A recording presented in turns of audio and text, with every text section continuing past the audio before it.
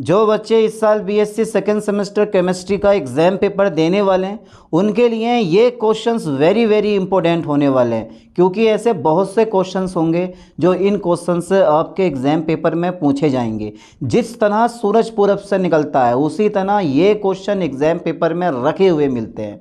Paper का नाम है bio organic and medicinal chemistry. चलिए देख लेते हैं वो कौन कौन से मोस्ट इंपॉर्टेंट एमसीक्यू हैं जो इस साल आपके एग्ज़ाम पेपर में 100% पूछे जाएंगे। तो सीधे क्वेश्चन फर्स्ट की तरफ बढ़ते हैं। क्वेश्चन फर्स्ट है, रक्त में उपस्थित मुख्य शर्करा कौन सी है? जिन बच्चों को हिंदी में पढ़ना है वो हिंदी में पढ़ लो, जिनको इंग्लिश में पढ़ना है वो इंग्लिश में पढ़ लो।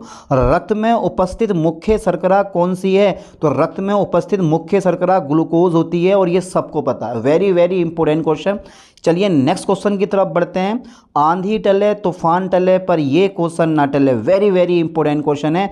वेरेविस जालक की कुल संख्या है, total number of Bravais lattice is. ये क्वेश्चन सर्वहारी है, हर साल एग्जाम पेपर में पूछा जाता है और ये होती है 14। 7 पर टिक मत लगा देना। वेरेविस जालकों की संख्या कितनी होती है? 14 होती है। 7 क्रिस्टल सिस्टम होते हैं, ये ध्यान देना। ओके, चलिए नेक्स्ट क्वेश्चन की तरफ बढ़ते हैं। क्वेश्चन नंबर 3 है, म्यूटा रोटेशन एक फिनोमिना है। म्यूटा रोटेशन इज अ फिनोमिना। कौन सी घटना है? म्यूटा रोटेशन में आप करते क्या हो भाई? एनोमर्स का अंतर परिवर्तन करते हो, या सुक्रोज का हाइड्रोलाइसिस करते हो, या ओसोजोन का बढ़ना होता है, या ग्लूकोज और फ्रक्टोज के बीच का संबंध करते हो। तो तीसरे का राइट ऑप्शन ए पे टिक लगाओ। एनोमर्स का अंतर परिवर्तन क्या कहलाता है? म्यूटा रोटेशन कहलाता है। ठीक है, चलिए नेक्स्ट क्वेश्चन की तरफ बढ़ते हैं। वेरी वेरी सिंपल क्वेश्चन, फटाफट तेजी से। क्वेश्चन 4 का राइट ऑप्शन बताओ। निम्न में से कौन सी शर्करा हाइड्रोलाइसिस पर केवल ग्लूकोज देती है? क्या दमदार टिकाऊ क्वेश्चन है।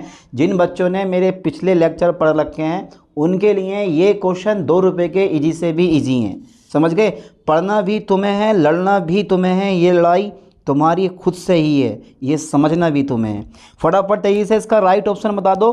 सुक्रोज नहीं है, माल्टोज हाँ है। माल्टोज के जल अपघटन पर ग्लूकोज के 2 अणु प्राप्त होते हैं, ये याद कर लो ठीक से। अगर सुक्रोज की बात करोगे तो सुक्रोज जो होता है वो ग्लूकोज और फ्रक्टोज से बना होता है। लैक्टोज की बात करोगे तो ग्लूकोज और ग्लैक्टोज से बना होता है। माल्टोज की बात करोगे तो ग्लूकोज के 2 अणुओं से मिलकर बना होता है। तो राइट ऑप्शन बी पे आप टिक लगा दो। चलिए नेक्स्ट क्वेश्चन की तरफ बढ़ते हैं। क्वेश्चन नंबर 5 है, डाइसैकेराइड में मोनोसाइड यूनिट यानी कि मोनोसैकेराइड यूनिट के बीच लिंकेज को कहते हैं। किसमें? कि डाइसैकेराइड में मोनोसैकेराइड यूनिट के बीच लिंकेज को कहते हैं। इन डाइसैकेराइड द लिंकेज जैसा कहते हो आप bond containing monosaccharides units is called glycosidic linkage is the right option. Next question की तरफ बढ़ते हैं मेरे दोस्तों। क्वेश्चन 6, कार्बोहाइड्रेट्स तत्वों से मिलकर बना है। Carbohydrates are composed of element carbon एवं हाइड्रोजन, कार्बन हाइड्रोजन एवं ऑक्सीजन। तो यार ये तो बड़ा सिंपल क्वेश्चन है, पढ़ाया क्वेश्चन है, समझाया क्वेश्चन है। तो कार्बोहाइड्रेट कार्बन हाइड्रोजन तथा ऑक्सीजन से मिलकर बनता है। कार्बन हाइड्रोजन ऑक्सीजन का रेशियो 1:1 होता है। फॉर्मूला CH2O का होल N होता है। ये सब कुछ आपको क्लियर होना चाहिए, तभी पेपर में आपके अच्छे मार्क्स आने वाले हैं, अच्छे नंबर आने वाले हैं और सारे क्वेश्चन पढ़वे भी आने वाले हैं। यहाँ पर आप बी पे टिक लगाओ, कार्बन हाइड्रोजन एवं oxygen. Previous year question paper में पूछे गए क्वेश्चन है। फटाफट तेजी से जल्दी बताओ, एक ग्लूकोज अणु में कितने असममित कार्बन होते हैं? How many asymmetric carbon atoms are present in glucose molecule? तो 4 होते हैं, याद कर लो ठीक से। चलिए नेक्स्ट क्वेश्चन की तरफ बढ़ते हैं। क्वेश्चन 8 है, क्रिस्टल में समन्वय संख्या में वृद्धि होती है। वाह क्या बात है। Coordination number in A crystal increase by. अगर आप क्रिस्टल में समन्वय संख्या में वृद्धि होती है दाब बढ़ाने पर, तापमान बढ़ाने पर, दोनों में, या कोई नहीं, कुल मिला के बात यह है, बस यही है जितने अणु पास पास होंगे ना तो उनमें एक अणु की जो समन्वय संख्या होगी वह ज़्यादा होगी। अब पास पास अणु कब हो सकते हैं? ताप बढ़ाने पर या दाब बढ़ाने पर। ऐसे दिमाग लगाया जाता। फटाफट तेजी से बताओ राइट ऑप्शन कौन सा होगा? दाब बढ़ाने पर जितना तुम प्रेशर बढ़ाओगे अणु उतने पास पास आ जाएंगे, और जब अणु जितने पास पास आएंगे तो समन्वय संख्या यानी कि कोऑर्डिनेशन ऑफ एटम्स या मॉलिक्यूल्स क्या होगी? बढ़ जाएगी ऑलवेज। ए पे टिक लगा दो। चलिए नेक्स्ट क्वेश्चन देखते हैं। नमा, निम्नलिखित में से कौन सा कार्बोहाइड्रेट का परीक्षण देता है? एंथ्रोस परीक्षण, मोलिस परीक्षण, ए और बी दोनों, फेलिंग परीक्षण। निम्नलिखित में से कौन सा कार्बोहाइड्रेट का परीक्षण है? तो एक बात बता दूं, प्रोटीन में कार्बोहाइड्रेट प्रेजेंट होता है वो किस परीक्षण द्वारा पता करते हैं, मोलिस या एंथ्रोन? जल्दी बताओ, दोनों में से कोई एक होना चाहिए या दोनों के दोनों होने चाहिए? You are very very intelligent है भाई, दोनों के दोनों होने चाहिए। हाँ, सी पे टिक लगा दो, ए और बी दोनों। चलिए नेक्स्ट क्वेश्चन देखते हैं 10। अरे है क्या दमदार क्वेश्चन है, क्या क्या क्वेश्चन है। निम्नलिखित अभिक्रिया के उत्पाद की पहचान कीजिए। Identify the product of the flowing reaction. हाँ, CH, ये ग्लूकोज दे रखा। जब आपने ग्लूकोज का ऑक्सीकरण नाइट्रिक एसिड की उपस्थिति में करवाया तो ग्लूकोनिक अम्ल बना, ग्लूटेरिक अम्ल बना, ग्लूटेमिक अम्ल बना, या एक ऑप्शन और बचा है लास्ट में, ग्लूकेरिक अम्ल बना। तो यहाँ पे सेकेरिक अम्ल बनता है, ऊपर भी COOH ग्रुप आता है, नीचे भी COOH ग्रुप आ जाता है। तो सेकेरिक अम्ल का को आप ग्लूकेरिक अम्ल भी कहते हो, तो डी पे आप टिक लगा दो, is the right option. Okay, चलिए 11 देखते हैं कि समविभव बिंदु वह pH है जिस पर isoelectric point is the pH eight विच, जिस पर ज्यूबिटर आयन पर कोई आवेश नहीं होता, ज्यूबिटर आयन धन आवेशित होता है, इम्पॉसिबल। अमीनो अम्ल क्षारीय हो जाता, वाह, अमीनो अम्ल अम्लीय हो जाता। तो 11वें का डी नंबर राइट ऑप्शन है, ज्यूबिटर आयन पर कोई आवेश नहीं होता। ये वो pH होता है, आइसो इलेक्ट्रिक पॉइंट जो होता है। ठीक है, चलिए नेक्स्ट क्वेश्चन देखते हैं 12वां। 100 क्वेश्चन आज के लेक्चर में मैंने लिए हैं, पढ़ते रहो, पढ़ना आपका काम है। एग्जाम पेपर आपका आने वाला, चाहे आप किसी भी यूनिवर्सिटी के क्यों ना हो, हर यूनिवर्सिटी के लिए वेरी वेरी इंपॉर्टेंट ये वीडियो होने वाली है आज की। रक्त में ऑक्सीजन संचारित करने वाली प्रोटीन है। अरे यार, हीमोग्लोबिन का नाम सुना है आपने? हाँ सुना है सर, वही जो है राइट ऑप्शन है। क्वेश्चन 13 देखो, एक यौगिक निन हाइड्रीन तथा वायुरेट दोनों परीक्षण देता प्रोटीन है। कहाँ पे है, ढूंढ लो प्रोटीन। तो a compound gives both ninhydrin and biuret test, it is carbohydrate not, B पे टिक लगाओ, protein is the right option. You are very very intelligent, आपकी तरह कोई नहीं है, आपकी तरह कोई नहीं। क्वेश्चन 14 की तरफ बढ़ते हैं। Coordination number in A crystal increases by, फिर से वही क्वेश्चन रिपीट हुआ है। क्रिस्टल में समन्वय संख्या में वृद्धि होती है दाब बढ़ाने पर। ये मैंने ऊपर भी क्वेश्चन करवा दिया, दोबारा क्वेश्चन रिपीट हो गया, कोई नहीं। क्वेश्चन नंबर 15 देखो, 15 देखो, गेहूँ आप लोग खाते हो? खैर ऐसे तो नहीं खाते हो गेहूँ, लेकिन जब गेहूं का आटा बनवा लेते हो, आटे से रोटी बनवाते हो, सेक लेते हो, तब गेहूं खाते हो, है नहीं है? तो गेहूं में कौन सा एमिनो अम्ल उपस्थित होता है? Which amino acid is present in wheat? जल्दी बताओ यार, गेहूं में कौन सा एमिनो एसिड होता है? Lysine, serine, glycine, alanine. तो कौन से पे टिक लगा दूं? आप बोलोगे सर लाइसिन पे टिक लगा दो, लगा दें लाइसिन पे टिक। जय हिंद जय भारत, यही राइट ऑप्शन है। चलिए नेक्स्ट क्वेश्चन देखते हैं। नेक्स्ट क्वेश्चन देखते हैं भाई 16वां। 16 बरस की डॉट डॉट डॉट डॉट होना चाहिए था, ये blank, fill in the blank है ये, डॉट डॉट डॉट डॉट में एंजाइम निम्न प्रकार की विशिष्टता का उदाहरण है। Is an example of which type of specificity of enzyme? तो बेटा वो है स्टेरियो स्पेसिफिसिटी, ये स्टेरियो विशिष्टता is the right option. Okay, चलिए नेक्स्ट क्वेश्चन देखते हैं। 17 सन 1900 की बात, सन 1951 की बात है, जब लाइनस और पोलिंग में रॉबर्ट कोरे ने स्थापित किया। क्या स्थापित किया? प्रोटीन की द्वितीयक संरचना इज द राइट ऑप्शन। ठीक है, 1951 में लाइनस पोलिंग व रॉबर्ट कोरे ने, ये एक ही नाम है, लाइनस पोलिंग व रॉबर्ट कोरे ने स्थापित की प्रोटीन की द्वितीयक संरचना। ठीक है, चलिए अगला क्वेश्चन देखते हैं, यानी कि सेकेंडरी स्ट्रक्चर ऑफ प्रोटीन। बहुत सिंपल से क्वेश्चन है। 18वां देखो, निम्नलिखित में से कौन सा विकार, विकार का मतलब होता है यहाँ डिसीजेज, रोग, निम्नलिखित में से कौन सा विकार प्रोटीन की कमी से होता है? और वो होता है मांसपेशियों में ताकत की कमी, मांसपेशियों की थकान, वजन घटना। डी पे टिक लगा दो, ये सभी इज अ राइट ऑप्शन। 19 देखो जरा, 19वां क्वेश्चन देखो, which of the flowing techniques is used for the determination of protein structure? X ray crystallography is the right option. निम्नलिखित में से कौन सी तकनीक प्रोटीन की संरचना के निर्धारण में प्रयुक्त होती है? X-rays crystallography. ठीक है, चलिए नेक्स्ट क्वेश्चन देखते हैं। 20 देखो जरा, निम्न में से कौन सा प्रोटीन का कार्य नहीं है? निम्न में से कौन सा प्रोटीन का कार्य नहीं है? भोजन पचाने में मदद करना, अनुवांशिक जानकारी वहन करना is the right option. Carriers, genetics, formulation, यानी कि अनुवांशिक जानकारी को कभी भी ये कैरी नहीं करता, मतलब एक स्थान से दूसरे स्थान पर ट्रांसफर नहीं करता। प्रोटीन का ये काम नहीं है। प्रोटीन का जो काम है वो भैया आपकी बॉडी की ग्रोथ करना है, जबकि डीएनए का काम जो है ना, न्यूक्लिक एसिड जो होता है उनका काम होता है आनुवांशिक जानकारी को एक स्थान से दूसरे स्थान पे ट्रांसफर करना। समझ में आई बात? चलिए बात थोड़ी ज़रा छोटे लेवल की है।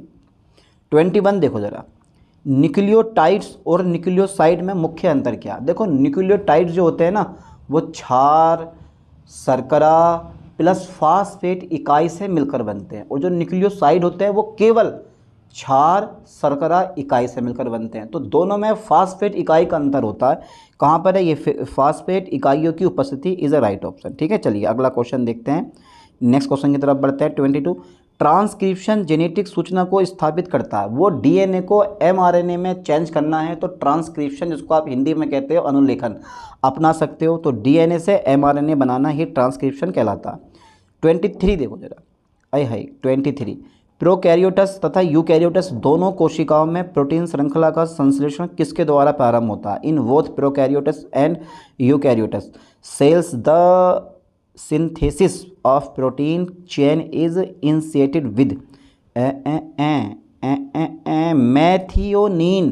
मैथियोनिन, यहाँ शायद डी नंबर पे आप टिक लगा दो, लगा ही दो यार, होता ही है ये, methionine is a right option. Okay, चलिए 24 देखो जरा, एक बार क्वेश्चन पढ़ो प्यार के साथ में, उसके बाद इसका आंसर दो सुपर प्यार के साथ में। टीआरएनए यानी कि ट्रांसफर आरएनए का एक सिरा 3 न्यूक्लियोटाइड अनुक्रम में किस जेनेटिक कोड के अनुकूल है? यानी कि विपरीत कोडोन होना चाहिए। ठीक है, 1 end of tRNA match genetic code in 3 nucleotide sequence known as विपरीत कोडोन यानी कि anticodon is the right option. अब टीआरएनए किस प्रकार से, ठीक है, एमआरएनए से संदेश लेकर प्रोटीन में चेंज करता है, ये भी आपको पता होना चाहिए। ठीक है, 20 एमिनो एसिड होते हैं तो 20 प्रकार के टीआरएनए उनको कोड करने के लिए होने चाहिए, ये बात ध्यान देना। और ये मैंने अभी तुम जब पढ़ोगे ना बीएससी 3rd सेमेस्टर जूलॉजी में, तो सब कुछ आपको क्लियर हो जाएगा, सब कुछ आपको क्लियर हो जाएगा। लेकिन फिलहाल अभी कोई बैक लगनी नहीं चाहिए, चाहे केमिस्ट्री हो, जूलॉजी हो, बॉटनी हो, सब में क्लियर करते हुए चलो। कुछ यूनिवर्सिटी ऐसी हैं जिन्होंने ज़बरदस्ती बैक लगाई है, बेटे फॉर्म भरो पैसा कमाओ। ठीक है, ज़बरदस्ती कुछ तो बच्चे ऐसे हैं ना जिनकी 3 विषयों में बैक लगा दी है, इतनी बढ़िया कॉपी लिख आए फिर भी 3 विषयों में। चलिए नेक्स्ट देखते हैं। 25, आरएनए से प्रोटीन संश्लेषण का प्रथम पद है ... is the first step of protein synthesis from RNA transcription is the right option. नहीं, आरएनए से प्रोटीन संश्लेषण का वो है तुम्हारे पास ट्रांसलेशन नहीं, एडिशन नहीं होता, translation is a right option. 25 का वी नंबर है, ठीक है, ट्रांसलेशन होता है। ओके, चलिए 26 देखते हैं। निम्न में प्यूरिन बेस कौन सा है? तो ये तो मैंने भर के आपको बता रखा है, जोलॉजी बॉटनी, जोलॉजी में भी आपको क्लियर पता है।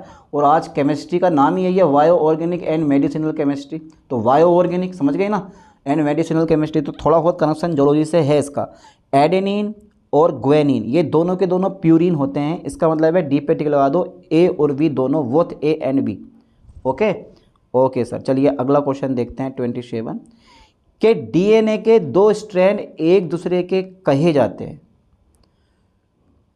The 2 strands of DNA are said to be supplementary, complementary, इनमें से कोई नहीं, या आंशिक सप्लीमेंट्री या आंशिक कम्प्लीमेंट्री। अब ए और बी दोनों में से कोई एक होना चाहिए, और वह है तुम्हारे पास complementary is a right option. Okay, अच्छा नेक्स्ट क्वेश्चन देखो 28, परिक्षेपण माध्यम में कोलाइडियल कणों की टेढ़ी मेढ़ी गति को हम कहते हैं ब्राउनी गति। कहाँ पर है? ये रही ब्राउनियन मूवमेंट, यानी कि ब्राउनियन मोशन लिख देते, मगर ना लिखेंगे अपने मन की, करेंगे अपने मन की, मरो या करो की कंडीशन ला देंगे बच्चों के सामने। द्रव का द्रव में कोलाइडियल घोल कहलाता है। एक colloidal solution of liquid in liquid is called emulsion, हमेशा इमल्सन या पायस कहलाता है। ठीक है, द्रव का द्रव में कोलाइडी घोल इमल्शन कहलाता है। दूध भी एक इमल्शन होता है, ठीक है, ये ध्यान देना। चलिए नेक्स्ट देखते हैं। चलिए नेक्स्ट क्वेश्चन है, पैरासीटामोल की संरचना है। तो सबको पता होता है कि पैरासीटामोल की संरचना कौन सी है, तो बताओ ज़रा किस पे टिक लगा दूं? बोलो सर एक पे टिक लगा दो, ए पे लगा दें विजिजक, चलिए ए पे लगा दिया, यही राइट ऑप्शन है। पैरासीटामोल का रासायनिक नाम या अणुसूत्र या संरचना, एक या 2 क्वेश्चन या फिर इसके उपयोग आते ज़रूर है, इसलिए पैरासीटामोल और एस्प्रिन दोनों की दोनों मत छोड़ना, एक ना एक क्वेश्चन एस्प्रिन का भी पेपर में फंसता ही है। चलिए नेक्स्ट क्वेश्चन की तरफ बढ़ते हैं। तो संरचना ए है, यहाँ पर है, ये ए पे टिक लगाओ, ये ऑप्शन है इसके रियल में, तो बताऊँ। चलो अगला क्वेश्चन देखते हैं 31। CNS डिप्रेसेंट प्रयोग किए जाते हैं। CNS depressant are used as बेहोश करने के लिए, हिप्नोटिक के रूप में, नींद लेने के लिए, ये सभी डी पे आप टिक लगा दो। 31 का D number is the right option. अगला क्वेश्चन देखते हैं। चलिए क्वेश्चन नंबर 32 है कि क्लोरामेफेनिकल के को निम्न में से किसके उपचार के लिए प्रयोग किया जाता है? दर्द के, टाइफाइड बुखार के, दस्त के, या ये सभी? तो किसके उपचार के लिए किया जाता है? बी पे टिक लगाओ, टाइफाइड बुखार के। चलिए अगला क्वेश्चन देखो ज़रा प्यार के साथ में। 33 है, डायज़ेपाम दवाई का प्रयोग किया जाता है। दवाई का नाम कितना खतरनाक है, अबे और दवाई दे देता दूसरी कोई जो बच्चे समझते हो। ये कहाँ से बच्चों को डॉक्टर बना के छोड़ेंगे ये। डायज़ेपाम दवाई का उपयोग किया जाता है। Diazepam drugs is used as नींद प्रवर्तक के रूप में, सुस्ती में नींद लाने के लिए, आराम दिलाने के लिए, ये सभी। यार मुझे तो ये सभी राइट ऑप्शन लग रहा है इसका, और सबका यही होना चाहिए। डी पे आप टिक लगा दो। बहुत से क्वेश्चन आपके एग्जाम पेपर में फंसने वाले हैं, सही बता रहा हूँ। मॉर्फिन क्या होता है? आप बोलोगे सर एक एल्केलॉइड होता है।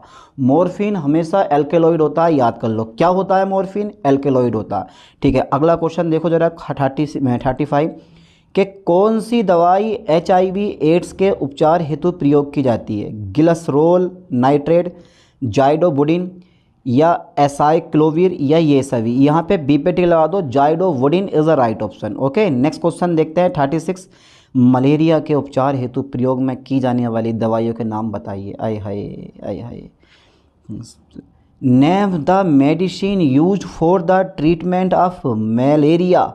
तो malaria chloroquine is a right option. ठीक है इसका यूज़ होता है। कुनैन यहाँ पर नहीं दे रखा ऑप्शन, वरना तो अधिकांश ऑप्शन में कुनैन दे रखा होता। चलो कोई नहीं, नेक्स्ट क्वेश्चन देखते हैं 37 है। डॉट गंभीर जलन के इलाज के लिए प्रयोग किया जाता है। सल्फोसीटामाइड, मेफेनाइड एसीटेट, सल्फाडियाजीन, या सल्फेनामाइड? अब जो बच्चे मेडिकल पे काम सीख रहे होंगे ना, और डॉक्टर बोलता होगा ले धमकाना फलाना सिकाना पिकाना निकालो गोलियाँ, तो खटपट जो है खड़े हुए बिल्कुल तैयार रहते हैं एकदम। लड़के जो होते हैं ना मेडिकल पे काम सीखते हैं, वे बिल्कुल तैयार रहते हैं, बस नाम लेते ही डिप्सासीन, पिप्सासीन, लिम्सासीन, होम्सासीन, और खटपट दवाई निकाल कर बांध के ये ले, ऐसा तैयार रहते हैं बिल्कुल। तो उनके ये नाम याद होने चाहिए, और बड़ी आसानी से उनके ये नाम याद भी हो जाते हैं। और जो काम नहीं सीख रहे हैं उनको नाम याद करने में थोड़ी दिक्कत हो सकती है। तो 37 का राइट ऑप्शन बी पे आप टिक लगा दो। Mafenide acetate is a right option. Okay mafenide acetate 37 का बी नंबर। ठीक है चलिए नेक्स्ट क्वेश्चन देखते हैं 38। डॉट ऐसी स्थिति है जिसकी कुछ विकार दिल की सामान्य यांत्रिक गतिविधियों को प्रभावित करते हैं। एंजाइना, कार्डियक अतालता, कार्डियक अतालता। तो 38 का बी, क्योंकि देखो दिल की बीमारी का कनेक्शन किससे होना चाहिए आप खुद बताओ।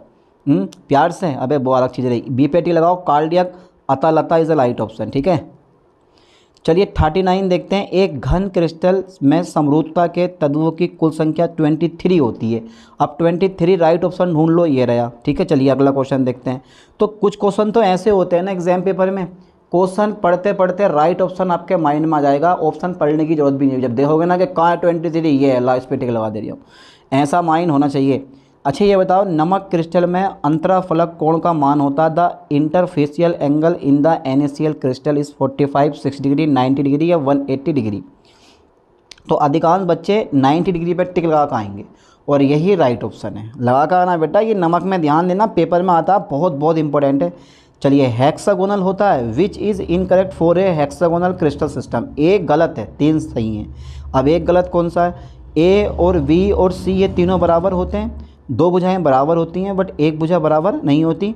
या दोनों एंगल 90 डिग्री के बराबर होते हैं, और एक एंगल जो होता है वो 120 डिग्री के बराबर होता है। तो कौन सा गलत है? पहला वाला गलत है। 41 का ए पे आप टिक लगा दो। ठीक है is a right option. A number पे टिक लगाओ, ये गलत है। ओके चलिए अब एक कंटर देखा, कंटर जिसमें तेल आता है, बस वो हेक्सागोनल होता है। एक भुजा लंबाई में ज़्यादा होती है, बाकी 2 भुजाएं बराबर होती हैं। ऐसी एंगल अल्फा बीटा 2 कोण बराबर होते हैं, और एक जो होता है वो 120 डिग्री का होता है। चलिए एमोर्फोस सॉलिड है। एमोर्फोस सॉलिड का मतलब समझते हो? क्रिस्टलीय क्रिस्टल, अक्रिस्टलीय क्रिस्टल, एक क्रिस्टलीय, एक तो होता है तुम्हारे पास क्रिस्टलीय पदार्थ और एक होता है अक्रिस्टलीय पदार्थ। अब वही वाला है ये अक्रिस्टलीय, एमोर्फोस ठोस है। तो ये क्या होता है, हमेशा समदेशिक होता है, इसकी क्वालिटी यही होती है। ओके, जिधर से भी प्रकाश डालो हर जगह से ये समान दिखाई देगा, कहीं से भी ये अलग अलग दिखाई नहीं देगा। चलिए, कि sodium chloride face centred cubic lattice बनाता है। एक इकाई सेल में Na+ व Cl- आयनों की समन्वय संख्या होती है। एक इकाई सेल में, है ना, एक इकाई सेल में पूछा ना उसने, तो सी पे आप टिक लगाओ, 14 Na+ होते हैं और 13 जो होते हैं वो Cl- आयन होते हैं। है दमदार क्वेश्चन, ऐसे टिकाऊ क्वेश्चन होते हैं यार, देखो पेपर में भी ऐसे पूछे जाते हैं। सल्फर दो बहुरूपी रूपों डॉट डॉट डॉट और डॉट डॉट डॉट में मौजूद है, एक तो समचतुर्भुज और एक मोनोक्लिनिक में, ये प्रेजेंट होता है। अभी थर्ड सेमेस्टर जिनके पास फिजिक्स है वो पढ़ेंगे जरूर इस चीज़ को। 45 देखो जरा, निम्न में से कौन सा क्रिस्टल फ्रैंकल दोष प्रदर्शित नहीं करता। KBr ढूंढ लो, पोटेशियम ब्रोमाइड ये हैगा, बाकी सब के सब फ्रैंकल दोष प्रदर्शित करते हैं। अब फ्रैंकल दोष क्या होता है ये याद है आपको? अरे यार, सोट की दोष क्या होता है? अबे कुछ तो पता होता होगा, ये कुछ भी ना पता, ऐसे ही पढ़े जा रहा हो ज़बरदस्ती। जिंक ब्लेंड संरचना में, अरे हाय, zinc blende ZnS, zinc blende मतलब ZnS।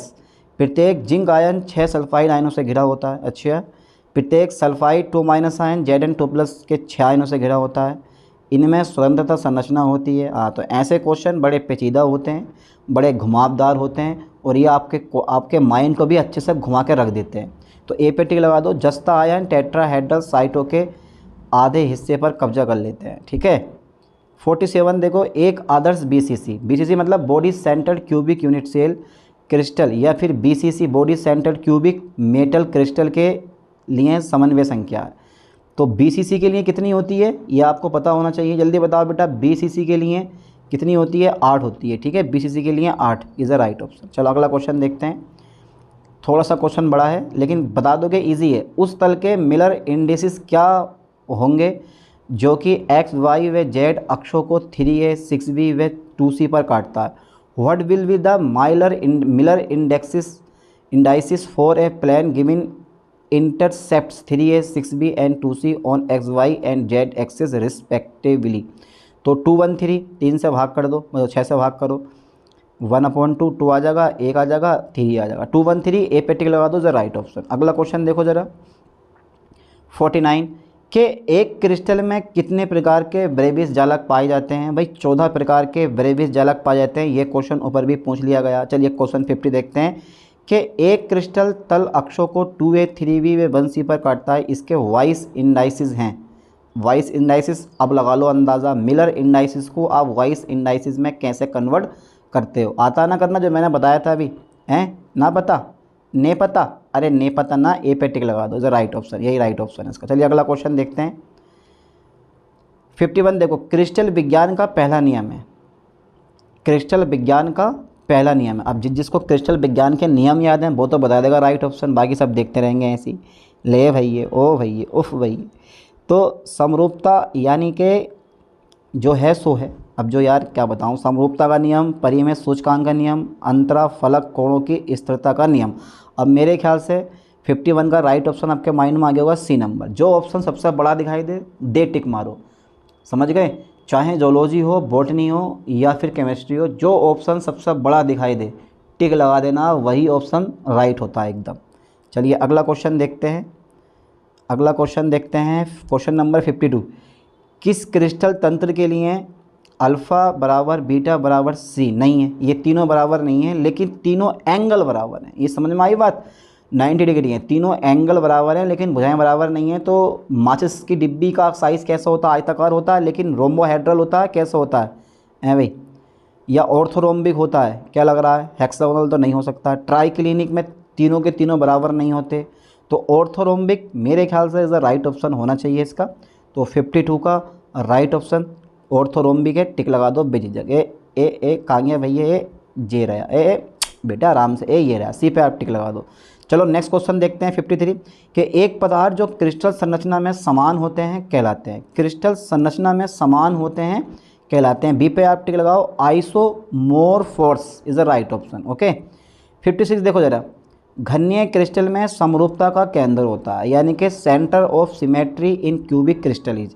घनीय क्रिस्टल में समरूपता का केंद्र होता है, तो ए पे आप टिक लगा दो, 1 होता है, ठीक है, 1 पे टिक लगाओ, इज़ द राइट ऑप्शन। अगला क्वेश्चन देखते हैं 56 और 55 है, थोड़ा सा बड़ा क्वेश्चन है कि जब प्रकाश किसी कोलाइडी विलयन से गुजरता है, बोलो वाह वाह वाह वाह, जब प्रकाश किसी कोलाइडियल विलयन से गुजरता है तो प्रकाश का परिकीर्णन होता है। इस परिघटना को कहते हैं टिंडल इफेक्ट। कहाँ पर है? ये रहा, सी पे आप टिक लगा दो।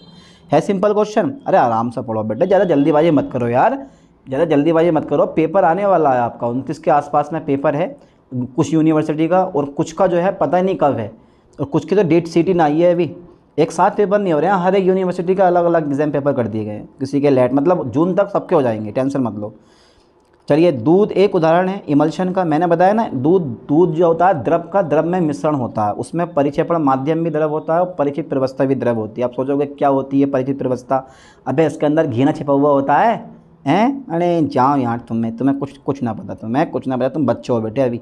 58 देखो जरा, मक्खन एक कोलाइडियल रूप है जो बनता है जब, butter is a colloidal formed when, कि मक्खन एक कोलाइडियल रूप है जो बनता है जब, है, बसा पानी में परिचित होता है। अरे वाह बेटे वाह, पानी बसा में परिचित होता है, पानी केसिन में परिचित होता है, लेकिन केसिन पानी में परिचित होता है। क्या बात कर रहे हो सर? बी पे टिक लगाओ, पानी बसा में परिचित होता है। ओके। स्वर्ण संख्या क्या देती है आपको? सर हमें बहुत कुछ देती है। अबे देती क्या है? लायोफिलिक सोल की सुरक्षात्मक शक्ति इज़ द राइट ऑप्शन। किसी भी, देखो द्रव स्नेही कोलाइड जो होते हैं ना, जो लायोफिलिक कोलाइडियल सॉल्यूशन होते हैं वो स्थिर होते हैं, और जो लायोफोबिक होते हैं, द्रव विरोधी कोलाइडियल सॉल्यूशन होते हैं, वो जो होते हैं वो अस्थिर होते हैं। कहने का मतलब ये है कि अगर उनमें थोड़ा बहुत भी नमक या कोई भी मिलाकर डाल दोगे तो वो ख़राब हो जाते हैं, ज़्यादा समय तक रखे नहीं रहते। उनको बचाने के लिए आप द्रव स्नेही कोलाइड विलयन में उसमें मिला देते हो तो उसकी रक्षा हो जाती है। उसको बोलते हैं, द्रव स्नेही कोलाइड को बोलते हैं रक्षक कोलाइड, और जितनी मात्रा मिलाते हो वो 16 संख्या हो जाती है। तो ये सब आपको पता होना चाहिए। तो लायोफिलिक सोल की सुरक्षात्मक शक्ति ही हमारी क्या होती है? 16 संख्या होती है। 60 देखो जरा, यदि परिचित प्रवस्था एक द्रव है और परिक्षेपण माध्यम एक ठोस है तो कोलाइड को जाना जाता है। देखो द्रव का ठोस में विलयन, तो सोल जाना जाता है, जेल जाना जाता है, इमल्सन जाना जाता है, या फोम जाना जाता है? क्या लग रहा है आपको? जल्दी बताओ फटाफट। यही से बी नंबर, जेल जाना जाता है। ठीक है, चलिए अगला क्वेश्चन देखते हैं 61। हार्डी सुलजे नियम के अनुसार किसी आयन की स्कंदन क्षमता निर्भर करती है केवल आवेश के परिमाण पर, केवल उसके आवेश के चिन्ह पर, आवेश के परिमाण और चिन्ह पर, इसके आकार पर। तो सी नंबर के बारे में आपका क्या डिस्कस है? आंसर यही लगा दो, आवेश का परिमाण जितना ज़्यादा होगा स्कंदन करने की शक्ति उतनी ज़्यादा होगी, और धन आवेशित सोल का ऋण आयन स्कंदन करते हैं और ऋण आवेशित सोल का धन आयन स्कंदन करते हैं। ठीक है, अगला क्वेश्चन देखते हैं। चलो, क्वेश्चन नंबर 62 है, कोलाइडियल कणों की टेढ़ी मेढ़ी गति को कहते हैं। ये क्वेश्चन ऊपर भी अभी पूछ लिया गया, ब्राउनियन मोशन कहते हैं, कोई दिक्कत नहीं है।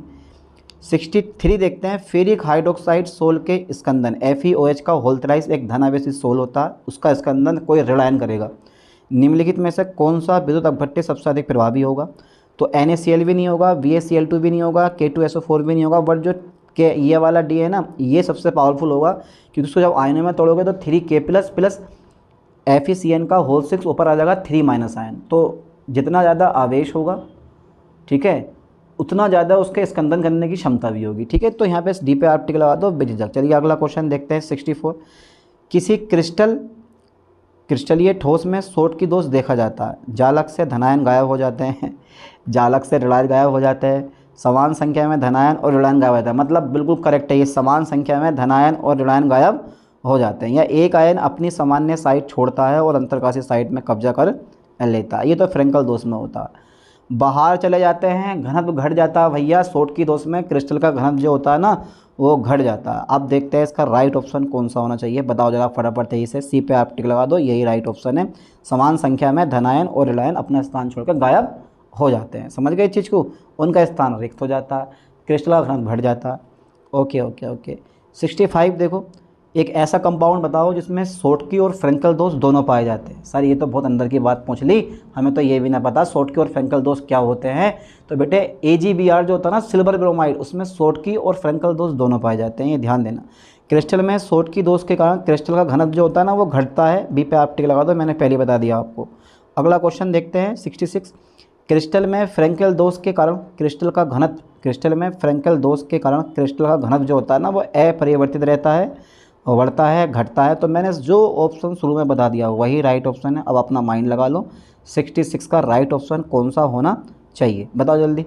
अपरिवर्तित रहता है, क्योंकि इसमें ऐसा होता है कि जो धनायन होता है वो अपना स्थान छोड़कर अंतरकाशी स्थान में आ जाता है बस, बाकी ना तो बाहर जाता है ना बाहर से कोई आयन अंदर आता है। समझ गए इस चीज़ को?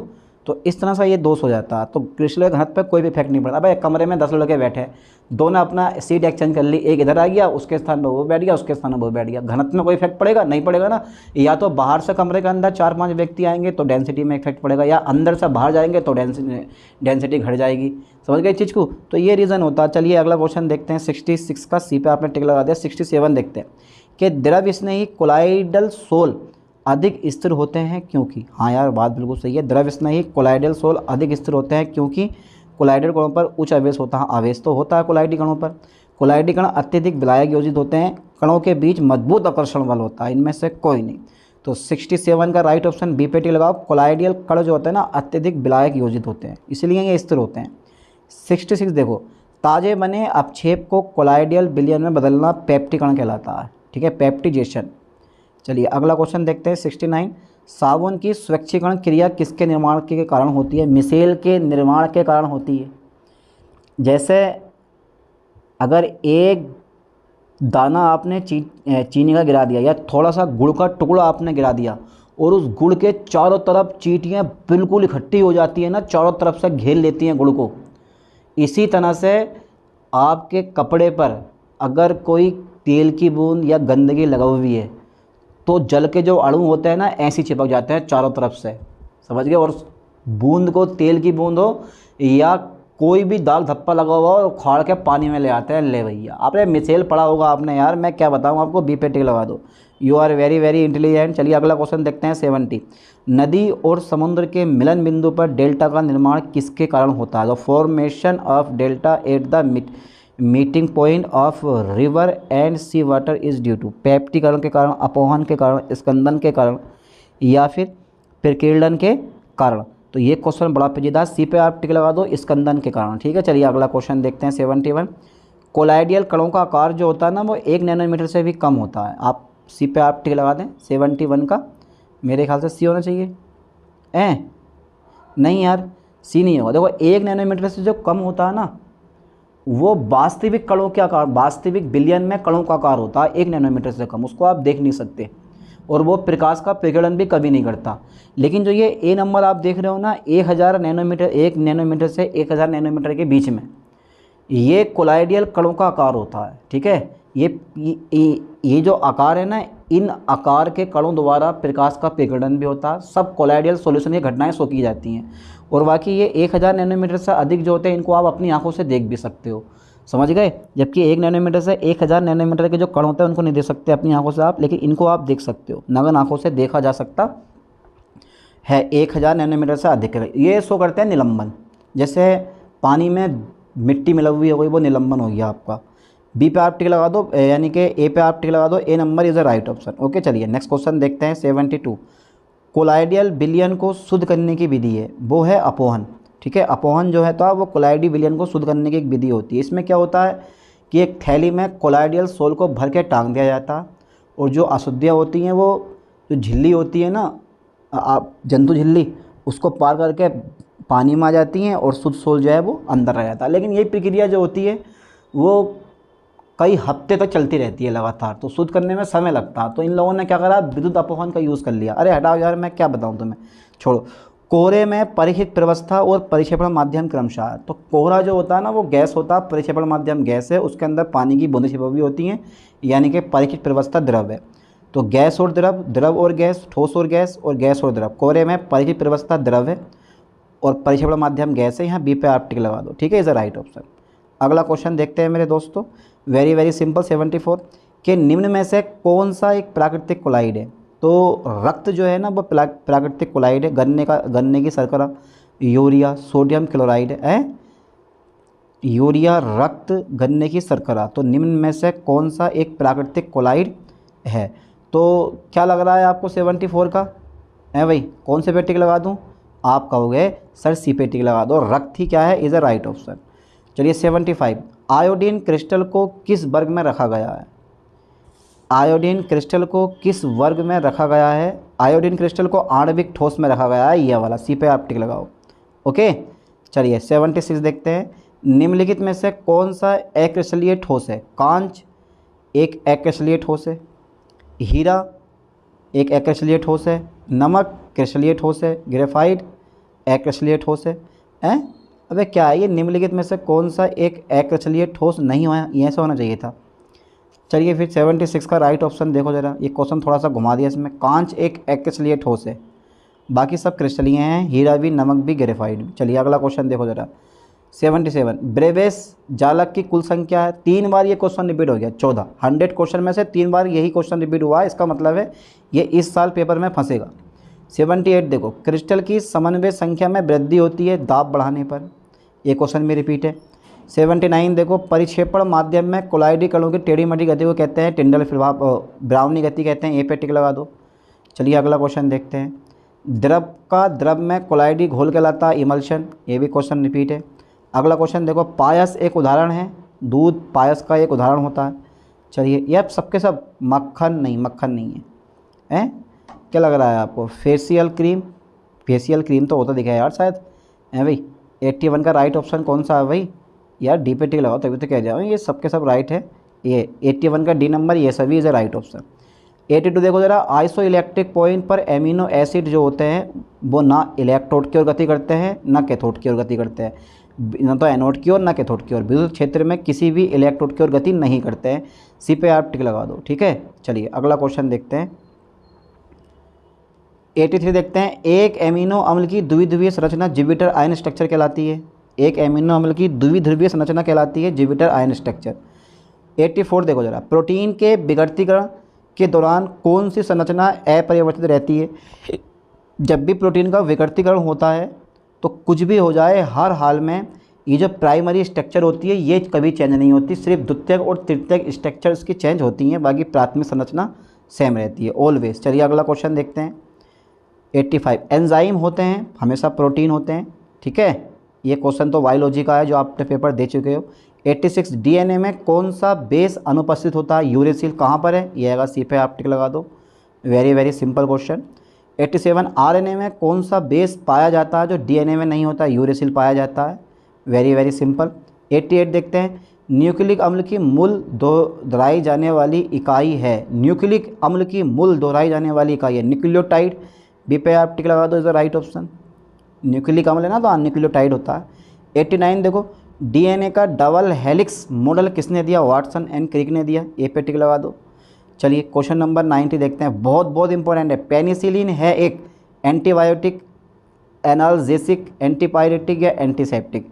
तो एंटीपायरेटिक के बारे में आपका क्या कहना है भाई? पेनिसिलिन है एक एंटीबायोटिक या एंटीपायरेटिक, इन दोनों में से कोई एक राइट है, बताना आपको है। ए पे टिक लगा दो, ये एंटीबायोटिक होता है, ठीक है। चलो अगला क्वेश्चन देखते हैं। 91, ज्वरनाशक दवाइयाँ हैं जो दर्द कम करती हैं, शरीर के तापमान को कम करती हैं, रोगाणुओं को मारती हैं, मानसिक तनाव कम करते हैं। ज्वरनाशक मतलब जो बुखार को कम करती हैं, शरीर के तापमान को कम करती हैं। ये तो बहुत सिंपल क्वेश्चन है, पढ़ते पढ़ते इसका राइट ऑप्शन बता दोगे। 92, वेरी वेरी इंपॉर्टेंट क्वेश्चन है। एस्पिरिन का रासायनिक नाम क्या है? एसिटाइल सैलिसिलिक अम्ल इज अ राइट ऑप्शन, ठीक है। अगला क्वेश्चन देखो जरा 93, सल्फा दवाइयाँ किसके व्युत्पन्न होती हैं? Sulphur drugs are derivatives of sulphanilamide, benzene, phenol या एनिलीन? तो यार सल्फानिलामाइड ही होना चाहिए 93 का राइट ऑप्शन। क्या लग रहा है आपको? हाँ, ये इपेटिव लगा दो, सल्फानिलामाइड। चलिए अगला क्वेश्चन देखते हैं। ब्रेक का समीकरण है तो एन लैम्डा बराबर 2d साइन थीटा, ए पे टिक लगा दो, ये तो आती आता पेपर में हर साल। 95 देखो, एक वीसीसी इकाई सेल में परमाणुओं की कुल संख्या होती है 4 होती है, वो 2 होती है, और एफसीसी में 4 होती है, एससीसी में 1 होती है, तो यहाँ पे ना 2 लगा दो। बीसीसी में कुल परमाणुओं की संख्या 2 होती है, ठीक है। 96 देखते हैं, एक फलक केंद्रित यानी कि एक फलक घनीय एफसीसी इकाई सेल में परमाणुओं की कुल संख्या होती है, आप बोलोगे 4 होती है, ठीक है, ओके। क्रिस्टल जालक में से एक धनायन और एक ऋणायन का गायब होना कहलाता है, आप बोलोगे शॉटकी दोष कहलाता है, ठीक है। ये सारे क्वेश्चन आए हुए हैं। टिंडल प्रभाव किसके द्वारा प्रदर्शित किया जाता है?